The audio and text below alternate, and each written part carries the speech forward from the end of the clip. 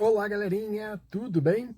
Bom, tô devendo aqui um vídeo a vocês para a gente voltar a falar Triste Fim de Policarpo Quaresma, certo? Lembrando a vocês, a prova da UERJ, ela foi suspensa por conta da pandemia, porém, ela vai continuar com o modelo de duas provas de qualificação, tá? E os livros que a gente tem que ler serão os mesmos, tá? Eu tive informações do pessoal do departamento de letras da UERJ, né? Pessoal que trabalha com as provas de vestibular, beleza? Bom, e nesse vídeo de hoje, o que a gente vai fazer aqui, né? A gente vai trabalhar com o final, com o último capítulo, né, do Triste Fim de Policarpo Quaresma. Porque ao realizar essa semana uma live, né, com meus alunos para resolver questões sobre o livro, existem várias questões de vestibulares anteriores tratando Triste Fim de Policarpo Quaresma de Lima Barreto. E ao analisar essas questões com meus alunos, nós percebemos que o último capítulo normalmente é o mais cobrado pelas provas de vestibular. Então, seguimos aqui no vídeo e vamos ver por quê. O último capítulo da terceira parte, que se chama A Afilhada, é justamente a culminância do livro, né? E que vai contar justamente o triste fim do Policarpo Quaresma, esse personagem muito representativo do Lima Barreto, certo? E é nesse momento que ele vai ser preso, não sabe por que foi preso, fica meio atônito, meio perdido. A afilhada dele, a Olga, vai tentar vê-lo, não vai conseguir, e tudo isso vai se desenrolar. Beleza? Então o que a gente vai fazer aqui agora? Analisar os trechos que me interessam, do que se passou ali na cabeça do Policarpo Quaresma, né, que o Lima, né, entra muito bem no discurso indireto livre, né, na cabeça da personagem principal do nosso protagonista, certo? Então vamos lá, vamos fazer essa análise e vamos ver por que os vestibulares gostam tanto dessa última parte. Bom, galera, no último capítulo, chamado A Afilhada, né, ele vai ser preso, nós vamos acompanhar aqui, tá? E vamos entender os dilemas dele, né, os dilemas do Policarpo Quaresma e seu triste fim. Então, me acompanhem aí na leitura. Como ele parecia ilógico, com ele mesmo estar ali metido naquele estreito calabouço, pois ele, o Quaresma plácido, o Quaresma de tão profundos pensamentos patrióticos, merecia aquele triste fim? De que maneira sorrateira o destino o arrastar até ali, sem que ele pudesse pressentir o seu extravagante propósito, tão aparentemente sem relação com o resto da sua vida?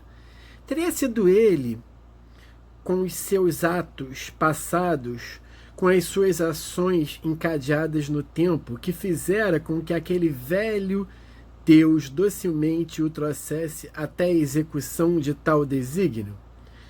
Ou teriam sido os fatos extremos que venceram a ele, Quaresma, e fizeram-no escravo da sentença de onipotente divindade? Ele não sabia.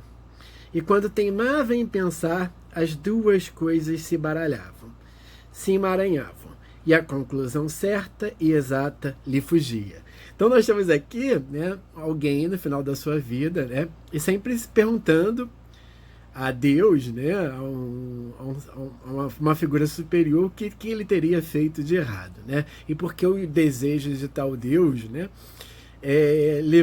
o levou a tal fim, né. Não estava ali há muitas horas, fora preso pela manhã, logo ao erguer-se da cama, e pelo cálculo aproximado do tempo, pois estava sem relógio, e mesmo se o tivesse, não poderia consultá-lo a fraca luz da masmorra. Imaginava, podiam ser 11 horas. Por que estava preso? Ao certo não sabia. O oficial que o conduzira nada lhe quisera dizer. E desde que saíra da Ilha das Enxadas para das Cobras, não tocara palavra com ninguém, não vira nenhum conhecido no caminho, nem o próprio Ricardo, que lhe podia, com um olhar, com um gesto, trazer sossego às suas dúvidas. Entretanto, ele atribuía a prisão a cartas que escrevera ao presidente, protestando contra a cena que presenciara na véspera. Então, ele é um preso, ele não sabe por que ele está preso, né? Ele imagina que foi por conta da carta que ele escreveu ao presidente Floriano Peixoto, certo? E por que ele escreveu essa carta? Ele ficou indignado porque durante a revolta da Armada, os inimigos, né, os que estavam protestando contra o governo de Floriano Peixoto eram executados. Então ele dizia na carta mais ou menos o seguinte: poxa, a gente não pode tratar os nossos inimigos, né, com a morte, né? Até porque eles, apesar de eles não estarem do nosso lado, eles são brasileiros, e se eles são brasileiros, são patriotas, eles merecem o nosso respeito. Então, o Policarpo Quaresma, ele não consegue, né, mesmo entendendo que são inimigos, entender o tratamento dado, certo, aos inimigos de Floriano Peixoto, aos inimigos da República, né? Então ele vai fazer essa reclamação ao Floriano Peixoto, que o manda prender, e ele vai ser executado, sem exatamente saber muito bem por quê, certo? E o interessante disso tudo, gente, é que eu sempre digo, né, que o Policarpo Quaresma, ele é de um nacionalismo ingênuo, né? Então ele se mete em algumas situações, né, que qualquer pessoa que entendesse minimamente de política e de como que a política é feita no Brasil, baseada em clientelismos, em acordos, né, em mudanças de lado, ele não estaria em tal situação. Então vamos continuar aqui a nossa leitura. Não se pudera conter aquela leva de desgraçados a sair assim, a deshoras, escolhidos a esmo para uma carniçaria distante, falar a fundo a todos os seus sentimentos, pusera diante dos seus olhos todos os seus princípios morais, desafiara a coragem moral e a sua solidariedade humana, e ele escrevera a carta com veemência, com paixão, indignado. Nada omitiu do seu pensamento. Falou claro, franca e nitidamente, né? Então ele não poderia deixar de ser humano, mesmo numa situação de guerra, né? Então Policarpo Quaresma era um humanista, né, gente? Devia ser por isso que ele estava ali naquela masmorra, engaiolado, trancafiado, isolado dos seus semelhantes como uma fera, como um criminoso, sepultado na treva, sofrendo umidade, misturado com os seus detritos, quase sem comer. Como acabarei? Como acabarei? E a pergunta lhe vinha no meio da revoada de pensamentos que aquela angústia provocara pensar. Não havia base para qualquer hipótese. Era de conduta tão irregular e incerta o governo que tudo ele podia esperar, a liberdade ou a morte, mais essa que aquela. O tempo estava de morte, de carnificina, todos tinham sede de matar para afirmar mais a vitória e senti-la bem na consciência, coisa sua própria e altamente honrosa. Iria morrer? Quem sabe se naquela noite mesmo? E que tinha ele feito da sua vida? Nada. Levara toda ela atrás da miragem de estudar a pátria, por amá-la e querê-la muito, no intuito de contribuir para a sua felicidade e prosperidade. É esse trecho, gente, a partir aqui, ó. Iria morrer, e para quê, né? Por que ele fez isso tudo que ele fez da vida dele, né? Que é muito cobrado nas provas de vestibular, nas questões. Gastar a sua mocidade nisso, a sua virilidade também. E agora que estava na velhice, como ela o recompensava, como ela o premiava, como ela o condecorava. A pátria, né, gente? Matando, E o que não deixava de ver, de gozar, de fruir na sua vida, tudo, não brincara, não pandegara, não amara, todo esse lado da existência que parece fugir um pouco à sua tristeza necessária, ele não vira, ele não provara, ele não experimentara. Desde 18 anos que o tal patriotismo lhe absorvia e por ele fizera a tolice de estudar inutilidades. Que lhe importavam os rios, eram grandes, pois que fossem. Em que lhe contribuiria para a felicidade saber o nome dos heróis do Brasil? Em nada.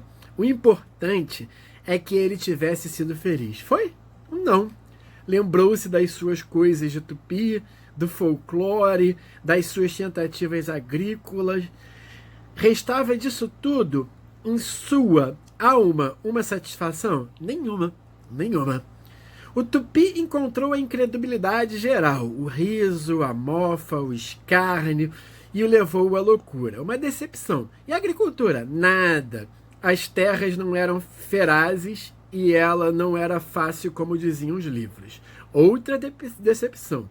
E quando seu patriotismo se fizera combatente, o que achara? Decepções. Onde estava a doçura de nossa gente? Pois ele não a viu combater como feras, pois não havia matar prisioneiros inúmeros. Outra decepção. A sua vida era uma decepção, uma série, melhor, um encadeado de decepções. A pátria que quisera ter era um mito, era um fantasma criado por ele no silêncio do seu gabinete. Nem a física, nem a moral, nem a intelectual, nem a política que julgava existir havia. A que existia, de fato, era do tenente Antonino, do doutor Campos, a do homem do Itamaraty. Bom, galerinha, então por que essa última parte é tão cobrada nos vestibulares, né? Porque, na verdade, essa última parte ela faz uma síntese de todos os principais elementos da trajetória, da vida do Policarpo Quaresma, né? Lembra que a gente discutiu também na live, né? E um documento que eu vou colocar aqui para vocês também, numa videoaula, que o Policarpo Quaresma, a história, o livro, né, ele se divide em 3 partes. A primeira parte, na qual ele tem a ideia de tornar a língua dos índios, né, o Tupi-Guarani, como a língua oficial do Brasil. Por essa ideia, né, que ele teve, ele escreveu uma carta também para o Legislativo, para a Câmara dos Deputados Federais, que à época era na capital, no Rio de Janeiro. Ele foi parar no hospício como doido, certo?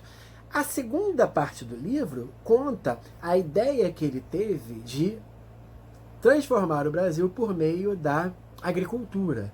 Ele compra um sítio ao sair do hospício e vai tentar fazer com que aquelas terras produzissem, já que, na sua cabeça de nacionalista ingênuo, né, as terras brasileiras eram as mais produtivas do mundo. Correto? E ele, mais uma vez, vai se decepcionar. Ele não vai aceitar, né, aqueles acordos, aquele clientelismo, né, aquelas trocas de favores que existia no Brasil rural da época, e vai acabar, né, tendo o seu empreendimento não obtendo êxito, porque ele não faz acordos corruptos, correto?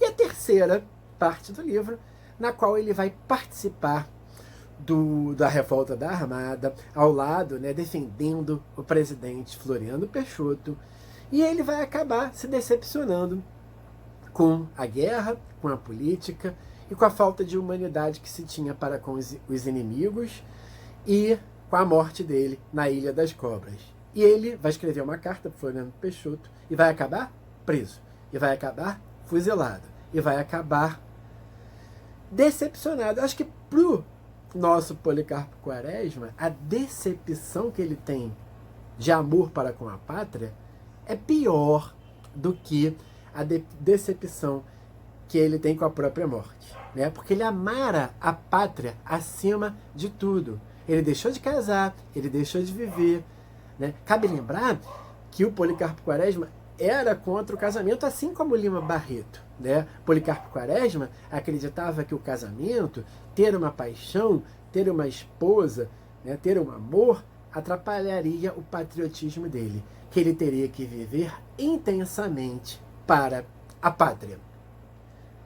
Então, esse momento ele é muito cobrado no vestibular, gente. Atenção a esse momento, tá? Porque é o fim. Na verdade, o título do livro já lembra o fim.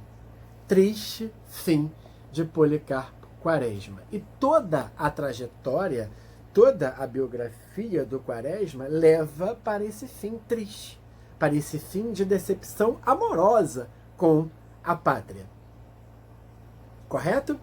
Então, por isso que os vestibulares adoram esses trechos que eu li para vocês, que eu trouxe para vocês e que fica de dica para vocês. Tá bom, galerinha? Vou voltar aqui no meu canal para falarmos mais de Policarpo Quaresma. Um grande abraço e que todos nós tenhamos muita paciência, muita força para cumprirmos essa quarentena. Eu tenho tentado, eu sou muito agitado, né? Quem me conhece sabe que eu sou agitado, eu gosto de estar na rua, eu trabalho mais de 14 horas por dia e isso tudo me faz falta, né? Me faz falta estar com gente, até porque a profissão que eu escolhi, é uma profissão que lida com pessoas, né? Mas é necessário para que a gente possa vencer e para que a gente possa preservar os nossos. Grande abraço do professor André e a gente se encontra já já aqui no meu canal.